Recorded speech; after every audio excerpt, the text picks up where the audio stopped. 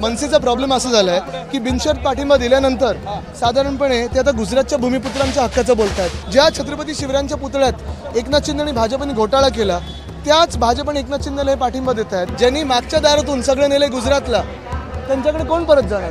आमचं हिंदुत्व जे आहे ते म्हणतं, साईबाबा जे म्हणतात ना सबका मालिक एक है, पण भाजपला हेच म्हणायला लागतं की सबका मालिक अदानी आणि सगळं काही अदानीला देत असतात। आपल्यासोबत आदित्य ठाकरे आहेत, प्रचार फेरी सुरू आहे आणि अगदी मी म्हणतो की अगदी गल्ली बोळात जाऊन तुम्ही बीडीडी चाळीमध्ये प्रत्येकाशी संपर्क साधण्याचा प्रयत्न करताय, कनेक्ट होताय आणि या प्रचार फेरीमध्ये बीडीडी चाळ सगळ्यात महत्त्वाचा मुद्दा, कारण अनेक मागण्या त्यांच्या होत्या। बघा आता हीच शेड आम्हीच बांधलेले आहे, समाज मंदिर आम्ही बांधलेलं आहे, मागे आपलं बीडीडी आहे ती आम्ही बांधत आहोत। इथे गल्ली बोळात म्हणजे आम्ही साधारणपणे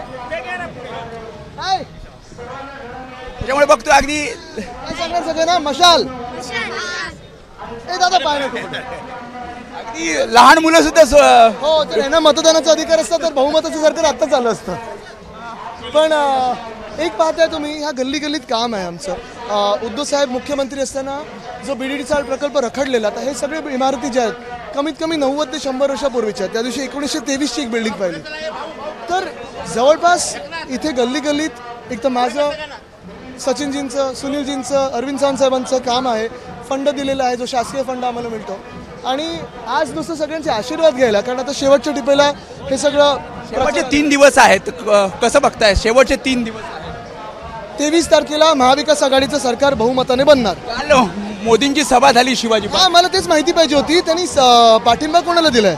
मनसेला ज्यांनी बिनशर्त सदा माहीममध्ये बिनशर्त पाठिंबा दिला त्यांना दिला की मिंदेंना दिलाय? आदित्यजी माहीममध्ये त्यांचा पाठिंबा सदा सरवणकर यांना आहे। अच्छा दिला का? मग बिनशर्त पाठिंब्याचं काय झालं? राज ठाकरे यांनी आज जाहीरनामा प्रसिद्ध केला। त्यांचं असं म्हणणं आहे की उद्धव ठाकरे म्हणतात की शिवाजी महाराजांचे मंदिर बांधले पाहिजे, त्याच्यापेक्षा गड किल्ल्यांचं संवर्धन केलं पाहिजे। पक्षाला जो पक्ष 5 वर्ष झोपलेला असतो, मी त्यांच्यावर वैयक्तिक बोलत नाही, पण जो पक्ष 5 वर्ष झोपलेला असतो निवडणुकीच्या आधी तोडफोड करतो, काहीतरी मारामारी करतो, सेटल होतो आणि मग सेटलमेंट करून निवडणूक लढतो, त्याला महाराष्ट्रात आम्ही काय काम केलं आणि महाराष्ट्र कुठे आहे हे कळणारच कसं? असं म्हणतात की शिवाजी महाराजांचे मंदिर तर बांधा पण विद्येची मंदिरं पण बांधा। आणि मनसेचा प्रॉब्लेम असा झालाय की बिनशर्त पाठिंबा दिल्यानंतर साधारणपणे ते आता गुजरातच्या भूमिपुत्रांच्या हक्काचं बोलतात। जे इथून उद्योगधंदे गुजरातला गेले त्याच्याबद्दल बोलतात। देवेंद्र फडणवीसजी ज्यांनी जरांगे पाटील साहेबांवर लाठीचार्ज केला, एकनाथ शिंदे ज्यांनी जरांगे पाटील साहेबांवर लाठीचार्ज केला, वारकऱ्यांवर केला, त्यांना पाठिंबा देतात। तर नक्कीच ते आता महाराष्ट्राच्या भूमिपुत्रांचं विसरून गेलेत। देवेंद्र फडणवीस ज्या छत्रपती शिवरायांच्या पुतळ्यात एकनाथ शिंदे आणि भाजपने घोटाळा केला त्याच भाजप आणि एकनाथ शिंदेला हे पाठिंबा देत आहेत आणि लोकसभेच्या वेळी दिला होता, तर ते त्यांच्याच हिताचं बोलतील ना। देवेंद्र फडणवीस असं म्हणतात की मी मुख्यमंत्री पदाच्या शर्यतीत नाहीये। ते व्हॉइस क्लिप कुठे मग ती व्हायरल झाली ती आणि नक्कीच नाही आहेत, कारण भाजप आणि एकनाथ शिंदेचे महाराष्ट्रात वेष्टे मुख्यमंत्री कधी बनू शकणार नाही।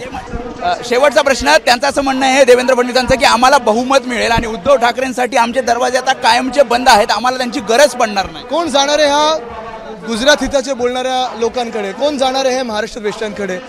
दरवाजे बंद करा, खिडक्या बंद करा, पण महाराष्ट्राचे दरवाजे भाजपसाठी आणि एकनाथ शिंदेसाठी तर बंद आहेत। ज्यांनी महाराष्ट्र लुटलेला आहे, ज्यांनी मागच्या दारातून सगळे नेले गुजरातला, त्यांच्याकडे कोण परत जाणार?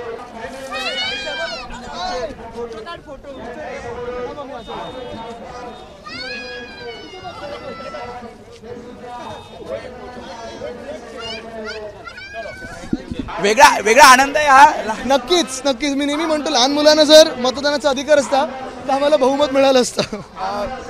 शेवटचा मी प्रश्न घेतो की त्यांचं असं म्हणणं आहे की धारावीचं टेंडर देताना ज्या अटी शर्ती होत्या त्यावरच अदानींना हे टेंडर मिळालेलं आहे।